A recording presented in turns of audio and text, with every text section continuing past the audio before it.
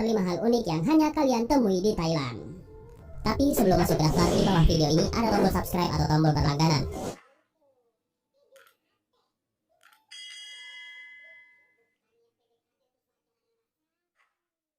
Desa Ular. Di Tiongkok, Cina ada sebuah desa yang setiap penduduknya memelihara ratusan ular di pekarangan rumahnya. Ularnya sendiri bukan untuk peliharaan. Mereka diternak untuk pada akhirnya dibunuh dan dimanfaatkan kulitnya. Nah, di Thailand desa semacam ini juga ada. Tapi ular di desa ini tidak pernah dibunuh, justru jadi sahabat baik penduduk desa. Desa ini bernama Bangkok Sanga. Penduduk desa ini begitu mencintai ular dengan sepenuh hati mereka. Semua orang di sini mencintai ular, bahkan termasuk para bocah-bocah yang seolah tidak pernah takut sewaktu bermain dengan ular-ular di sana. Bahkan jika ular-ular peliharaan penduduk desa ini mati, mereka juga bakal sangat sedih. Gara-gara hal unik ini, akhirnya banyak wisatawan yang mengunjungi desa Bangkok Sanga. Well, Ladyboy. Ada salah satu hal yang paling ikonik dari Thailand. Yap, Ladyboy-nya alias para pria yang berubah jadi wanita. Di Indonesia sendiri juga sebenarnya ada, tapi di Thailand levelnya lebih ekstrim. Hal tersebut bisa dilihat dari segi penampilan mereka yang benar-benar sangat cantik. Bahkan begitu cantiknya, wanita-wanita asli Thailand sendiri sampai mengaku iri. Hal ini harus jadi perhatian bagi para pria yang ingin datang ke Thailand. Sangat susah membedakan antara wanita asli dan juga ladyboy karena dalam segala hal, keduanya tampak terlihat sama. Bukan hanya fisik tapi juga gestur tubuhnya.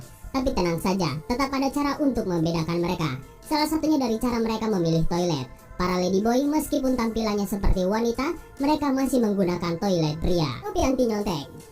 Mencontek ternyata jadi wabah yang mendunia, termasuk juga di Thailand. Tapi kebiasaan buruk ini sepertinya berangsur-angsur berkurang setelah pihak-pihak terkait di sana memberlakukan regulasi khusus. Yap, mereka yang sedang menempuh ujian harus memakai topi mirip kacamata kuda ini untuk menghindari aksi saling contek. Regulasi ini cukup sukses karena siswa memang jadi sangat susah untuk mencontek. Tapi ketika foto di atas dipost di media sosial, netizen pun protes. Alasannya topi tersebut mirip dengan kacamata kuda, alhasil kesannya seperti merendahkan para siswa.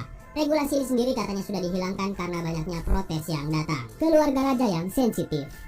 Setiap negara punya aturan soal kebebasan berbicara. Di Indonesia, kita bisa berkata apapun, bahkan termasuk menyindir-nyindir presiden. Di negara lain tentu beda aturannya. Misalnya Thailand yang ternyata aturan soal kebebasan berbicara begitu ketat. Salah satunya adalah larangan untuk membicarakan keluarga raja. Bagi siapapun yang melakukan hal ini, pelakunya akan dihukum berat. Pasalnya dianggap sama seperti menghina. Konteks membicarakan keluarga raja ini luas. Bukan hanya terbatas tulisan saja, dengan like sebuah status yang menghina kerajaan, hal itu sudah termasuk penghinaan dan bakal dikenakan hukuman berat. Sangat ketat dan tegas pemerintahan Thailand soal hal ini. Kalau di Indonesia sih sepertinya bebas-bebas saja. Mau Thailand. Berbelanja di pasar-pasar Indonesia itu juga cukup mengerikan, terutama kalau kita belanja di pasar yang sampai meluber sampai ke badan-badan jalan. Resikonya besar. Angkot, ojek, metro mini senantiasa bisa mengancam kita. Tapi sebahaya-bahayanya pasar di Indonesia masih lebih mengerikan yang ada di Mae Klong, Thailand ini.